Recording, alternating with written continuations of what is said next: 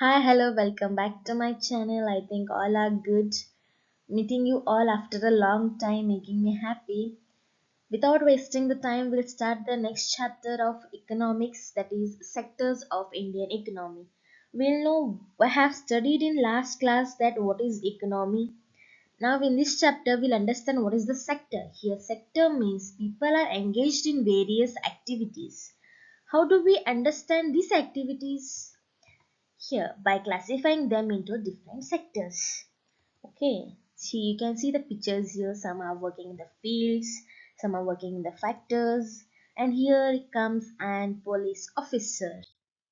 Now we began by looking at a different kind of economic activities, that are economic sectors.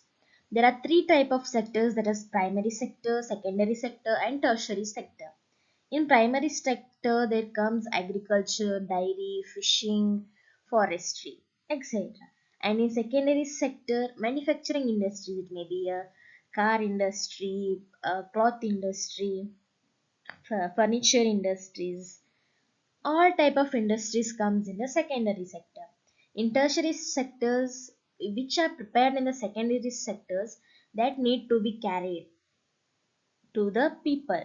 So in that there come a transportation. Apart from that, the service which provided by the doctor, teacher, administrative officers, etc. Here, what is primary sector? First, we'll study it. Primary sector means the activities that are undertaken by directly using natural resources.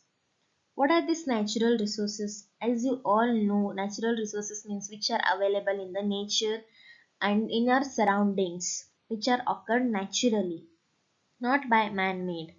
So in that, first we'll take the example of cultivation of cotton. For cotton plant cultivation, we depend mainly but not entirely on natural factors like rainfall, sunshine, and climate. You can see to grow a cotton plant, we need all these three factors of which are naturally occur. So, like this, the cotton has been cultivated. This is called the primary sector, which is a primary part of the primary sector. Okay, it is developed in the agricultural land. Agriculture comes under the primary sector, as we have studied in the table. Next, we'll see about the dairy farming. It is also the biological process of animals and availability of fodder, etc. Here, the natural product is milk, which is taken or given by the animals. Here we can see cow is giving a milk. Like that, other animals also give the milk, like buffalo, goats, sheep gives the milk. Here, in dairy, all milk and milk products comes. Next come about the minerals which are naturally occurred inside the earth crust. As we all know, here we explode it from the earth's surface, then we get the minerals and ores also. Both are naturally occurring processes that are naturally occurred in the land, we can see. So these all comes under the primary sectors. When we produce good by exploiting natural resources, it is an activity of the primary sector. Okay. Next, why a primary sector? Why we call it as a primary? For that, this is because it forms the base of all other products that we subsequently make. Yes, we know that is the main product where we get other things.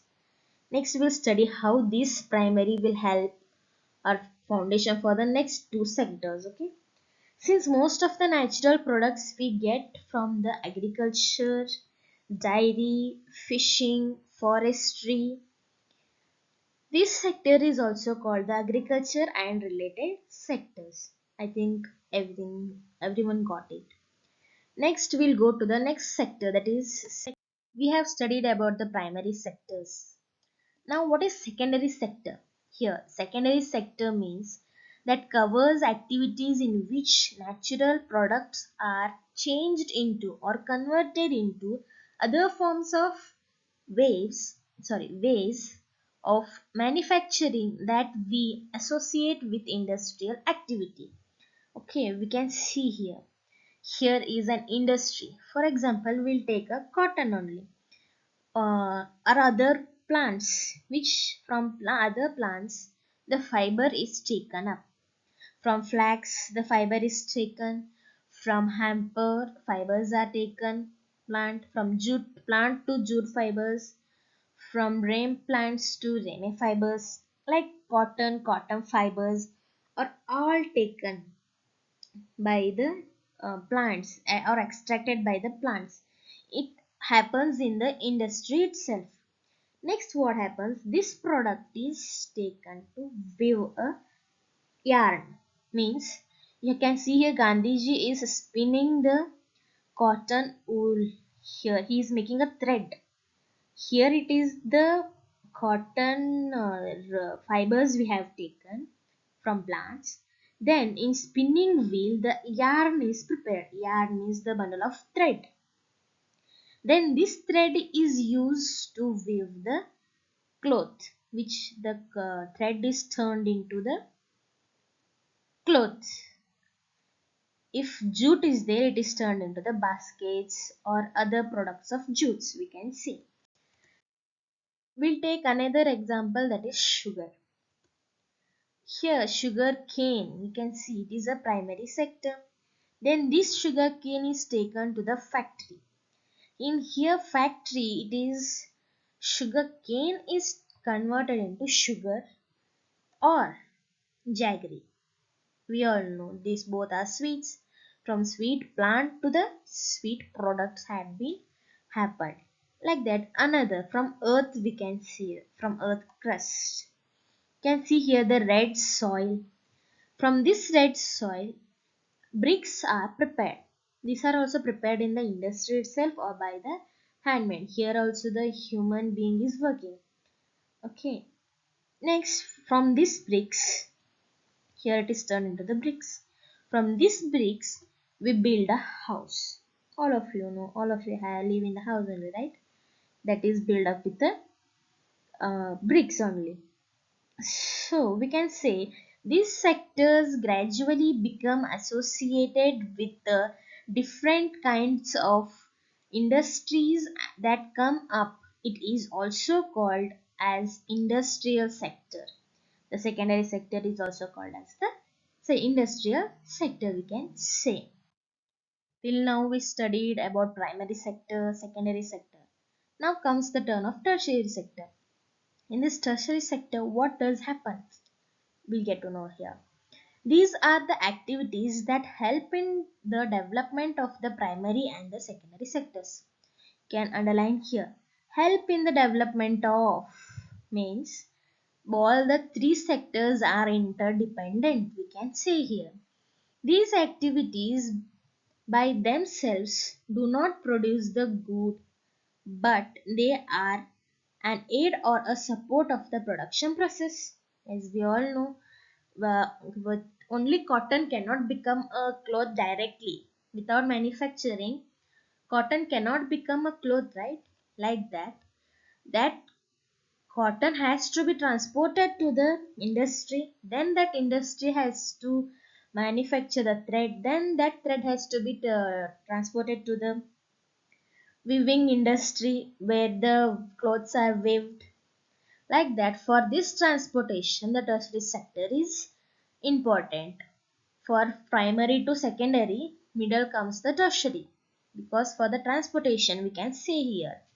For example, you can see trucks, train, goods train, and here the comes out the warehouse. Warehouse means, a wholesale house where everything is sold. Then the finished goods has to be sold, right? It may be a cloth or it may be a food things. Everything should be sold to the customers. To come, customers should buy the things means they have to come to on shop. That shop we can say here the tertiary sector only. Next comes the godown. Why this godown? To store the goods which are prepared in the secondary sector that has to be stored in somewhere, right? That may be a godown, it may be a private godown or the government godown. Whatever, godown is important to store the goods. So it also comes under the tertiary sector. Not only transportation but also other types of processes comes under the tertiary sector. Next we'll see about the communication. I mean other examples like communication. In early days, peoples were communicating with a pigeon. They were giving letter to the pigeon. Pigeon was transporting to the other people the newses. Like that afterwards telephone came, post office came, telegraph came. Nowadays you all know mobile phones. You all have the mobile phones, internet connection, everything. Now the technology has developed. This was the need of communication. This also comes under the tertiary sector. Next, to buy a money. For transportation, we need a money. For production, we need a money. From where we get the money? That money has to be come from the bank. In early days, there were a barter system. You take this, my good, and give your good. But now, money is everything. Without money, nothing we can see. Like that, where will take the money? From bank itself? Like that. Since these activities generate service rather than goods, the tertiary sector is also called the service sector. Right? This is also giving a service. Post office is also giving a service. Telephone is also giving a service. Even bank is giving a service here. So the tertiary sector is also called as the service sector. Service sector is also includes some essential services that may not directly help in the production of the goods. As we all know, service sector does not only give the production of the goods but also other services like, for example, teacher. Teacher is giving a service.